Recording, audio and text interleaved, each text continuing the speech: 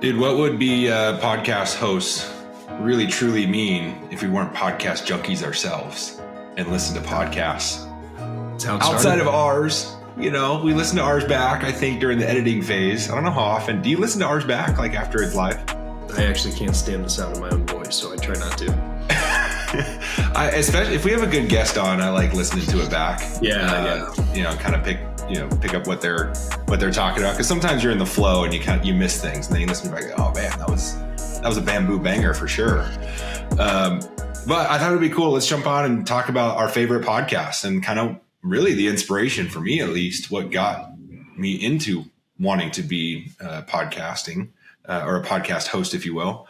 Not only with you, but like we learn from other hosts and how they run their shows and whatnot, and a bit of inspiration, if you will. So I've got a few. I got some notes on a few different podcasts that I like to listen to, and I know you've got some as well. So maybe we'll spend the next 20 minutes or so just rattling off some podcast suggestions and why we like them.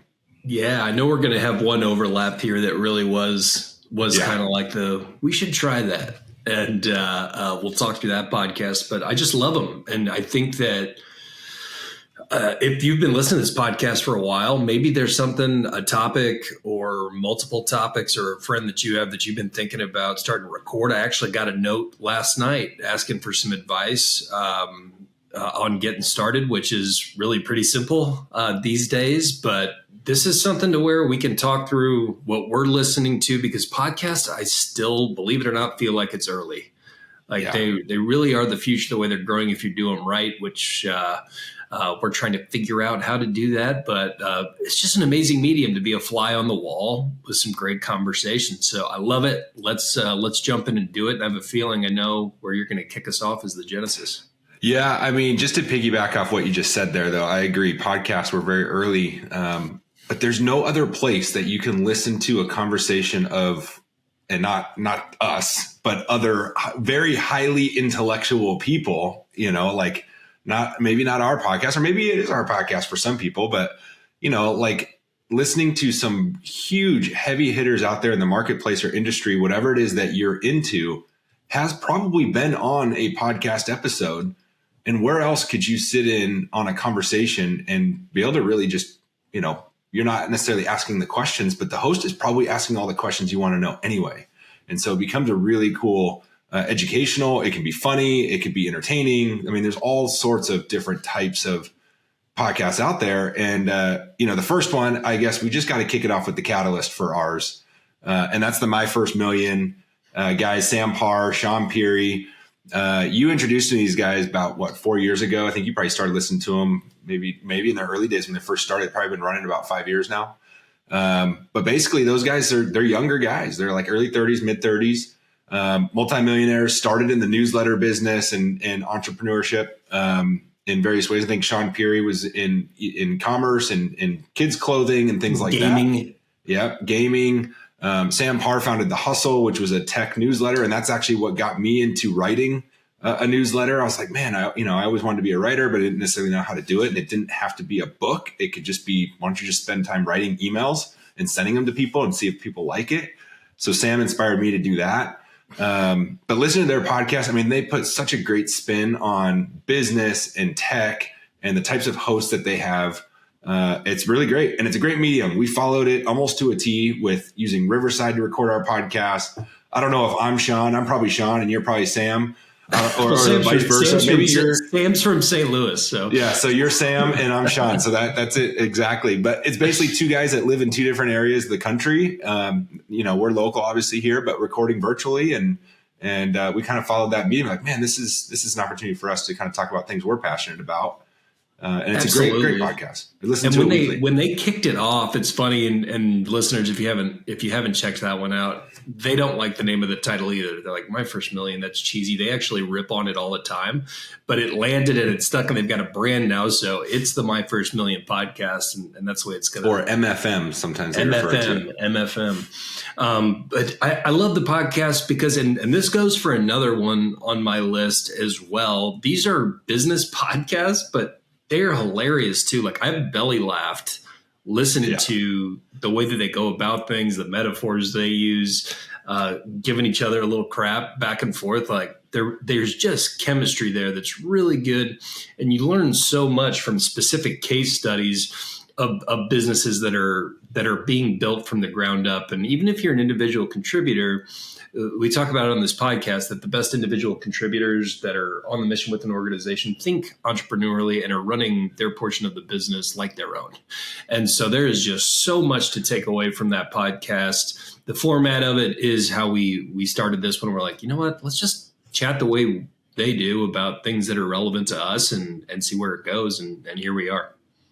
Yeah, the humor in it is what gets me. And I think that's what's entertaining about it too, is because they'll spend time talking about breaking down business. And one of my favorites is boring businesses.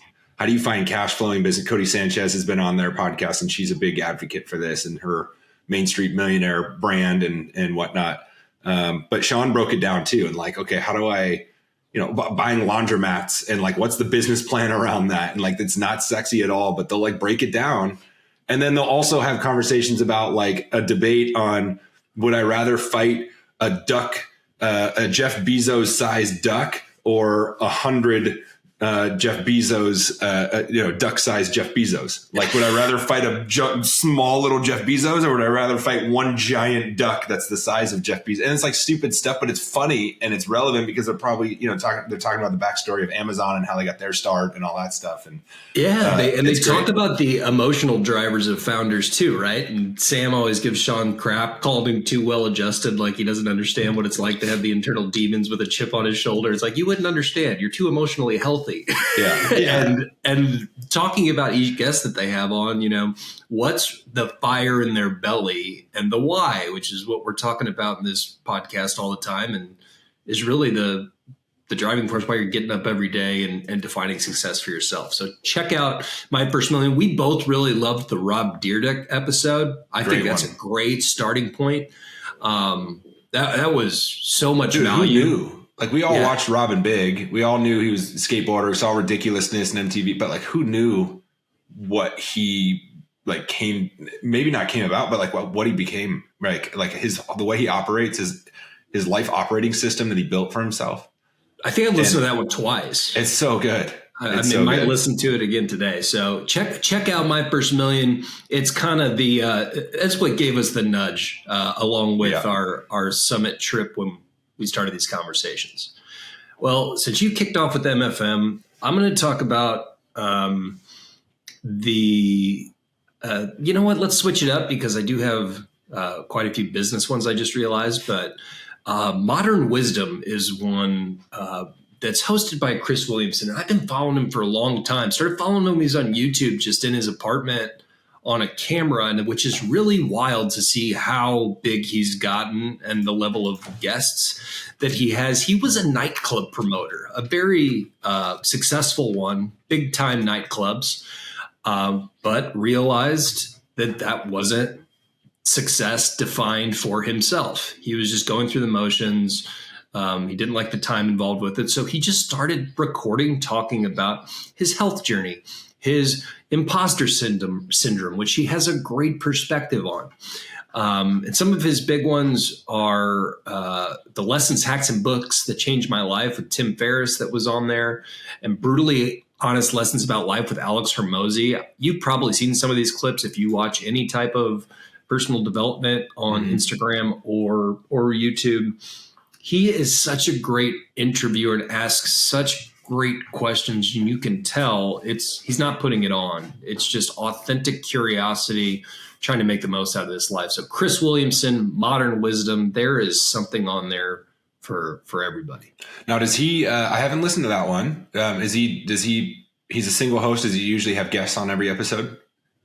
Most, but then does he do any solo? Do some of his best solos are Q&As that he gets from his crowd, and he'll rip in a great flow on that, and do solo casts, and then I think he does one big learnings from the year, but mostly it's pretty high notch guests.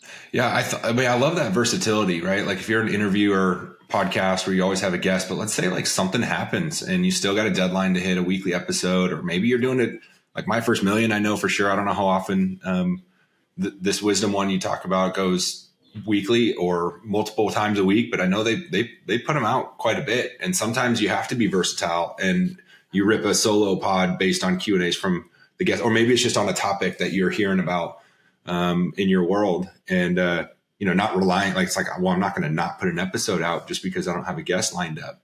But, all of these, that's where you and I have kept the consistency and call it discipline, helping keeping each other on track, because all of these folks at least post one weekly. They don't miss. And we're like, these are what the greats are doing. This is what, not that we care about the algorithm that much. We haven't gotten that far yet, but it's about consistency and finding things that are relevant and what's on your mind that week, what's on your mind that month, and do a deep dive. So highly recommend Chris Williamson. All right, you're up. All right, so this is a newer one that I have found. We talked about a little bit. I can't remember who was on. It might have been Cody's episode because she was on this podcast episode as well. But it's the Knowledge Project with Shane Parrish. It's a good one. And so that's a deep dive one, though. It's not entertaining to the point where you're going to get a belly laugh like My First Million or some of these others. But it's like, so Shane Parrish is a former intelligence officer turned entrepreneur known for Farnham Street, which is basically a super popular blog focusing on mental models and decision making. Yeah. I mean, it's huge. And so this guy will spend like an hour and 45 minutes or 2-hour episodes sometimes. It actually was listening to one of his episodes inspired the Stoicism pod for us when he had Ryan Holiday on. And so they'll just do deep dives into like some crazy topics that people don't necessarily think about. And you just learn about the science behind how we operate. And it's really just, gaining knowledge. It's called the Knowledge Project. So it's just learning new things that you would never even really think about. And he does a great job. He's a very soft-spoken guy. He asks the right questions. He barely talks about himself. It's always about the guest. And so it's really intriguing to listen. And he's always got a guest on. I don't think he may have some, he's got so many, that, where he rips solo pods, but for every single one I've listened to, he's always had a guest and he does a great job. I think Ryan Corey, friend of the pod, sent me a newsletter of his a long time ago because he knows how you and I have talked about mental models, first principle thinking, and we talk a lot about decision making. We're the sum of our decisions. And he sent over, I think the newsletter is the Brain Food newsletter. And it's a free resource that really kind of just keeps you on the path. When it pops up in the inbox, I tend to click on it and just see, because they're just bite-sized chunks of keeping you on your decision making, right? And and when you're talking about intelligence operating, that's what we can take from the military and these intelligence agencies is how can we have an operating system to get the results that we want, which is what we talk about a lot of this podcast. That's a great one. I didn't even think about that. And some of the guests he has, he's got you're talking like Naval Ravikant, you're talking about James Clear, like these, James Clear, Atomic Habits, and the brand he's built around building strong habits, and Naval Ravikant, obviously happiness and wealth creation and his philosophies and all that stuff. Like these are like deep thinking people. And you get to pick their brain. You just get to listen to how they think. And it just changes your perspective on your own life. Dude, perfect transition, because the next one, which has become this is probably my number one now. And I think I mentioned it on the podcast before, but it doesn't matter. But Naval was just on it. And it was so interesting because Naval was talking about he's tired of going on podcasts because he's like considered the sage of Silicon Valley. He's said everything that there is to be said. He's been fatigued by getting the same questions on every podcast he goes on. But he went on the All In podcast, which is it's a very heavy business podcast, which leans in heavily to tech and politics. And this is probably where I don't follow a lot of political media, but it's how politics are shaping the markets specifically for technology and financial markets. But these guys are hilarious. And it's a combination of Chamath Palihapitiya, Jason Calacanis, David Sachs, who was just put on he is the AI czar on the new cabinet, and David Freeberg. So you have someone that was from Facebook, Google, Jason's was an early investor in Uber and a number of other projects. He's in venture capital, and David Sachs was a part of the PayPal mafia. But what I love is these four guys have very different beliefs. They come together a lot, obviously being in this industry, but they really push each other on holding their ground on why they think what they do. And when you're talking about really polarizing topics, it's really fun to listen to the people that are, these guys are having different conversations than you and I are having, just with the access that they have. And Naval came on, and we're talking about the future of AI. You can get, yes, they have concerns, but overall, they can also tell you why there's a ton of reason to be optimistic and that we are going in the right direction and what needs to be changed. And then you can think for yourself. So the All In podcast, I can't recommend it enough if you have an interest in tech or politics, I guess. Yeah, that's a good one. There's four guys, right? Four hosts. They get on every time. Is kind of, because he's on because of this role with the new regime, he's not able to be on very much. He's working his tail off. So It's been 3 with either guests. And it's just gold, man. Well, they do a great job of keeping it conversational. It literally sounds like you're sitting on the couch next to them. You know, and they rip on each other so hard, even though like it should be unrelatable because they have so much money. I think the least monetarily successful person is worth 800 million. Yeah.